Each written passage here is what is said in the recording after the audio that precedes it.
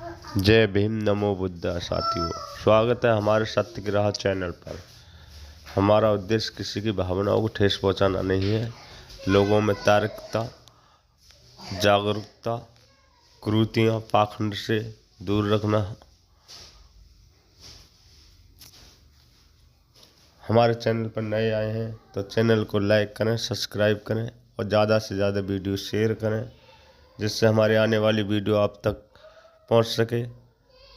तो आइए जानते हैं कुछ ऐतिहासिक चीज़ें।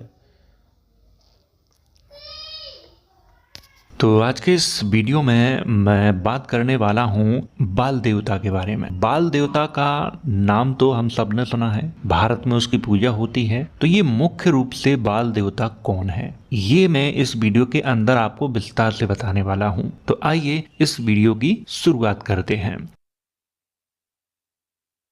तो ये है वो बुक जिसके माध्यम से मैं आपको ये जानकारी दे रहा हूँ। ये बुक अंग्रेजी में है और इसमें जो जानकारी लिखी है उसका मैं हिंदी अनुवाद करके आपको इस वीडियो के अंदर जानकारी दे रहा हूँ। और बाल देवता की ये फोटो लगी हुई है, इसे आप देख सकते हो। तो ये है बाल देवता।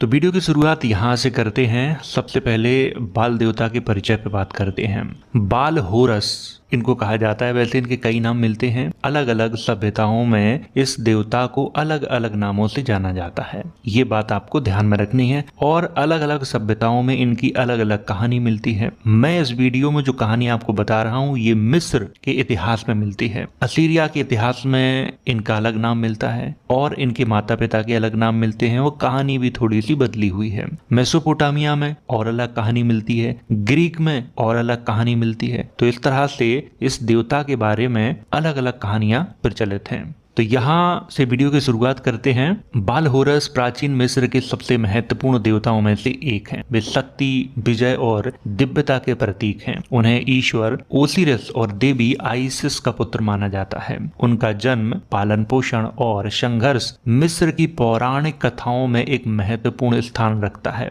जैसे हमारे देश में पौराणिक कथाएं प्रचलित हैं, इसी तरह से मिस्र में, असीरिया में, मेसोपोटामिया में ये पौराणिक कथाएं इधर खूब प्रचलित थीं। आज भी अगर उग्रिट की जो पौराणिक कथाएं हैं उनको पढ़ोगे तो उसमें भारत के बारे में बहुत सी जो जानकारी लिखी है वो आज भी आपको समझ में आ जाएगी। इसी तरह से मिस्र की जो पौराणिक कथाएं हैं उनसे भी आपको भारत का बहुत सा इतिहास मिल जाएगा। आइए आगे बात करते हैं। सबसे पहले बात करते हैं कि होरस कौन थे। होरस प्राचीन मिस्र में एक प्रमुख देवता थे। वे आसमान, युद्ध और न्याय के देवता माने जाते थे। उनके विभिन्न रूपों में से एक बाल होरस जो रूप है वो था और इस रूप को हार्पोक्रेट्स के नाम से भी जाना जाता है। अब इनके जो स्वरूप हैं उनके बारे में थोड़ी सी बात करते हैं। जैसे बाल होरस यानी एक बालक के रूप में इन्हें दिखाया जाता है, जो दिव्य रूप है उसमें इनको दिखाया जाता है। और हमारे देश में भी कई देवताओं को बाल रूप में दिखाया जाता है। तो ये जो परंपरा है ये किधर से आई है? ये परंपरा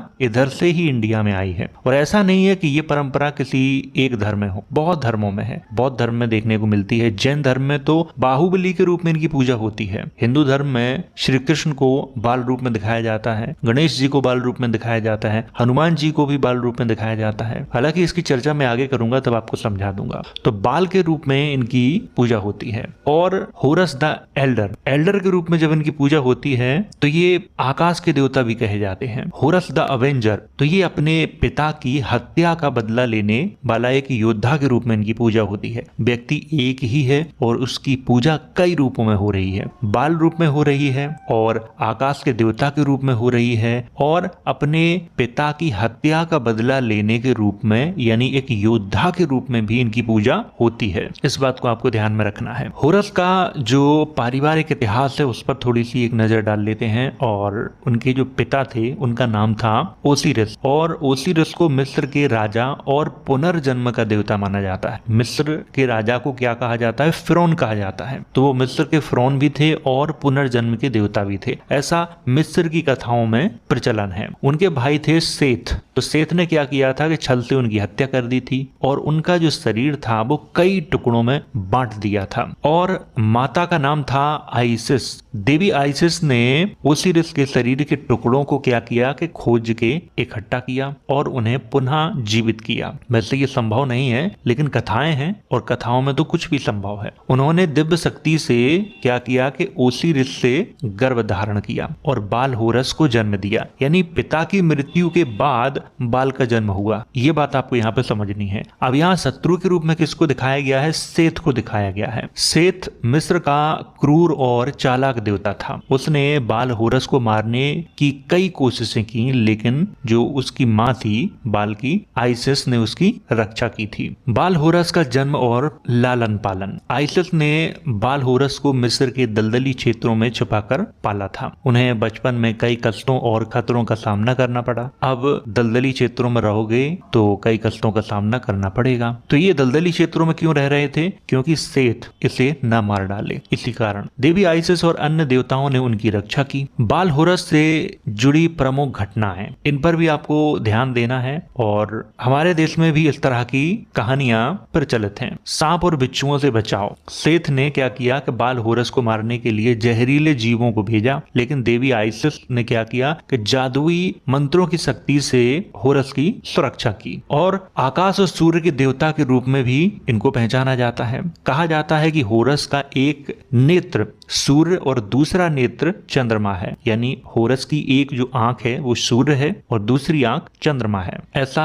मिस्र की कथाओं में वर्णित है। उनके नेत्रों से दुनिया को प्रकाश और शक्ति मिलती है। होरस का युद्ध और विजय, यहाँ पर इसको अच्छे से समझना है। जैसे जैसे होरस बड़े हुए, उन्होंने अपने पिता की हत्या का बदला लेने के लिए सेथ से युद्ध किया और ये युद्ध चला था लगभग 80 वर्षों तक। होरस और सेथ के बीच मिस्र की सत्ता के लिए लंबा एक संघर्ष चला था। कई बार सेथ ने क्या किया कि छल कपट से जीतने की कोशिश की और इस दौरान क्या हुआ कि सेथ ने होरस की एक आंख निकाल ली युद्ध के दौरान। अब यहाँ पर एक देवता का जिक्र आता है जिसका नाम था थोथ। थोथ ने क्या किया कि उस आंख को ठीक कर दिया था। जैसे ही आंख को ठीक किया तो यहाँ से लोगों के बीच में एक मान्यता हो गई कि होरस की जो आंख है वो दिव्य है, शक्ति, पुनर्जन्म इनका प्रतीक है और सुरक्षा का भी प्रतीक बन गई। ये बात भी आपको यहाँ से समझनी है। न्याय और मिस्र की गद्दी पर अधिकार। अंततः देवताओं ने फैसला सुनाया कि होरस ही मिस्र का वैध जो राजा है वो है। सेथ को हटा दिया, सेथ को पराजित कर दिया गया और होरस को मिस्र का फिरौन बना दिया गया। और इस तरह से जो होरस था वो मिस्र का फिरौन बन गया। बाल होरस की पूजा और महत्व। मंदिर और मूर्तियां। प्राचीन मिस्र में बाल होरस की मूर्तियां बनाई जाती थीं। उन्हें अक्सर एक बालक के रूप में दिखाया जाता था जो अपनी उंगली मुंह में डालकर खड़ा रहता था। एक छोटा सा बालक है और वो अपनी उंगली मुंह में डाल के खड़ा है, इस तरह से दिखाया जाता था। होरस की आंख का महत्व। अभी मैंने आपको बताया था कि मिस्र की पौराणिक कथाओं में ऐसा माना जाता है कि जो होरस की आंख है वो सुरक्षा और शक्ति का प्रतीक है। इसे शुभता, चिकित्सा और आत्मज्ञान का प्रतीक भी माना जाता है, क्योंकि इस आंख को किसने ठीक किया था? देवता थोथ ने ठीक किया था। होरस और फिरौन अर्थात मिस्र के राजा। मिस्र के सभी राजा स्वयं को होरस का अवतार मानते थे। होरस की शक्ति को लेकर कई मंदिर बनाए गए। इनमें एडफू का मंदिर प्रमुख है। बाल होरस और अन्य संस्कृतियों में जो उनका प्रभाव मिलता है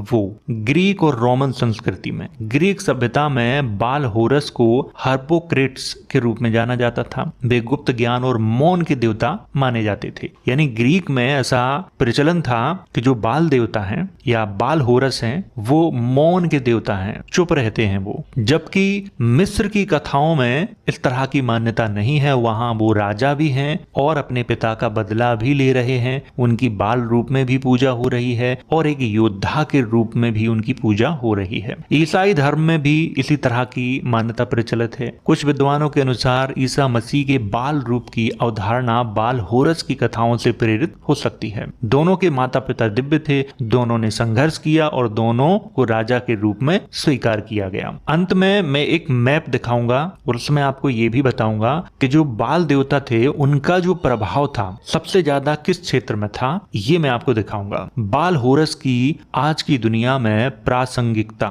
आज भी बाल होरस की मूर्तियां और प्रतीक कई स्थानों पर मिलते हैं। होरस की आंख का उपयोग ताबीज और गहनों में किया जाता है। मिस्र में बाल होरस की पूजा और अध्ययन अभियान अभी भी जारी है, अभी भी उनके ऊपर रिसर्च की जाती है। उनकी कहानी एक प्रेरणा है, सत्य की हमेशा जीत होती है। हमारे यहाँ आज भी कहा जाता है कि सत्य की हमेशा जीत होती है। तो ये जो कहावत है ये कहाँ से इंडिया में आई? ये कहावत मिस्र से भारत में आई है, और इस कहावत के पीछे का जो कारण है वो मैं आपको बताता हूँ। सेथ और बाल होरस के बीच में बहुत युद्ध हुआ, 80 वर्षों तक ये युद्ध चला था। सेथ बार बार बाल देवता को हरा देता था, उसने कई बार बाल देवता को हराया, लेकिन अंत में देवताओं की सहायता से जीत हासिल की थी बाल ने। यहीं से एक कहावत चली थी कि सत्य को चाहे तुम कितना भी पराजित कर लो, अंत में जीत उसी की होती है। और आज भी हमारे देश में ये कहा जाता है कि सत्य की हमेशा जीत होती है, और ये भारत के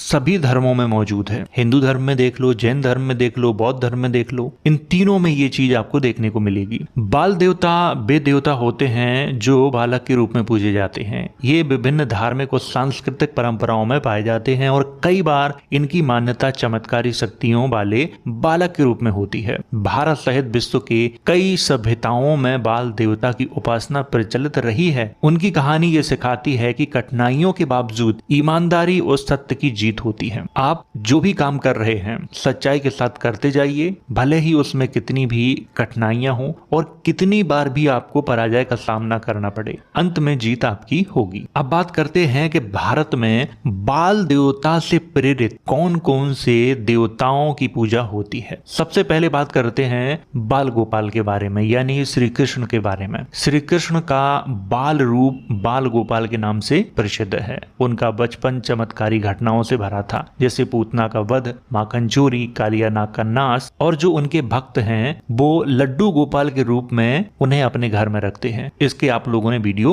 सोशल मीडिया पर पहले से देखे होंगे। बाल कृष्ण की लीलाएं माखन चोर के रूप में प्रसिद्ध है, पूतना राक्षसी के वध के रूप में, गोवर्धन पर्वत को अपनी छोटी उंगली पर उठा लिया, इसके रूप में प्रसिद्ध है। बाल गणेश की कथा, पार्वती जी ने अपने शरीर के ओवटन से गणेश जी को बनाया था, शिव जी ने उनका सिर काट दिया और हाथी का सिर लगाया। गणेश जी को प्रथम पूज्य देवता का दर्जा मिला। तो ये जो प्रेरणा ली गई है ये कहां से ली गई है? ये मिस्र से, मेसोपोटामिया से, असीरिया से, यहां से ली गई है ये प्रेरणा। भारत से ये प्रेरणा उधर नहीं गई है, बल्कि उधर से इधर आई है। ईसाई धर्म में बाल यीशु, ईसा मसीह का बाल रूप ईसाइयों के लिए विशेष महत्व रखता है। क्रिसमस पर बाल यीशु की मूर्तियों की पूजा होती है, ये हम सब लोग अच्छे से जानते हैं। तो ईसाइयों में भी ये मान्यता है, और मिस्र में मैं आपको बता चुका हूं बाल होरस के रूप में इनकी पूजा होती है, और एक ईश्वरीय बालक माने जाते हैं। ये बुराई का नाश करने वाले माने जाते हैं, सुरक्षा का प्रतीक, शक्ति का प्रतीक ये माने जाते हैं। चीनी और जापानी परंपराओं में बाल बुद्ध के रूप में भी ये प्रेरणा ली गई है। भगवान बुद्ध के बाल रूप को दिव्यता और ज्ञान का प्रतीक माना जाता है। जापान और चीन में बाल बुद्ध की मूर्तियां प्रसिद्ध हैं। तो जितने भी देवताओं की मूर्तियां बाल रूप में आज बनाई जाती हैं, चाहे वो किसी भी धर्म में क्यों ना हो, ये प्रेरणा कहां से ली गई है? बाल देवता से ली गई है। बाल पहला ऐसा देवता था जिसकी पूजा बाल रूप में लोगों के द्वारा की गई, और जैन धर्म में यही बाल की पूजा बाहुबली के रूप में की जाती है। लेकिन वहां पे जो कहानी है वो बिल्कुल अलग है, और बाल शब्द से ही बल शब्द बना है, जो कि शक्ति का प्रतीक माना जाता है। लोग कहते भी हैं कि वो बलवान है, वो बलशाली है, वो बाहुबली है। तो ये शब्द हमारे देश में आज भी प्रचलन में है। बाल देवता का जो प्रभाव था वो कौन से क्षेत्र में था वो मैं आपको अच्छे से यहाँ पे समझा देता हूँ। इस मैप को आप ध्यान से देखिए, और इसमें जो पीला पीला आपको क्षेत्र दिखाई दे रहा होगा हल्का हल्का, इस पूरे क्षेत्र में बाल देवता का प्रभाव था, जिसमें ईरान, तुर्की, सीरिया, इराक का कुछ हिस्सा, जॉर्डन, इजिप्ट और अफ्रीका का भी थोड़ा सा हिस्सा शामिल है। इतने बड़े विशाल क्षेत्र में बाल देवता की पूजा होती थी। धीरे धीरे यही मान्यताएं 200 ईसा पूर्व, फर्स्ट ईस्वी, सेकंड ईस्वी, थर्ड ईस्वी में आके भारत में प्रचलित हुई, और इस तरह से भारत में भी कई देवताओं को बाल रूप में पूजा जाने लगा। आज हमारे देश में जिस तरह के बॉर्डर बने हुए हैं, पुराने जमाने में इस तरह के कोई बॉर्डर नहीं थे, कोई भी कहीं भी चला जाता था, और इस तरह से जो मान्यताएं हैं एक दूसरे के यहाँ पे गई हैं। तो ये एक छोटी सी जानकारी थी बाल देवता के बारे में। मैं आपको प्रारंभ में ही बता चुका हूँ कि बाल देवता की जो कहानी है वो अलग अलग कथाओं में वर्णित की गई है। जैसे उग्रेट की जो कथाएं हैं वहां पे बाल बाल देवता की जो कहानी है वो थोड़ी सी अलग। यहाँ पर जो मैंने आपको कहानी बताई ये मिस्र में प्रचलित है, रोमन साम्राज्य में अलग है, मेसोपोटामिया में अलग है और ग्रीक में अलग है। देवता एक ही है लेकिन कहानी अलग अलग प्रचलित है। तो उम्मीद है बाल देवता के बारे में आपको समझ में आ गया होगा। तो अगर वीडियो पसंद आया हो तो इसे लाइक करें, शेयर करें। वीडियो देखने के लिए धन्यवाद।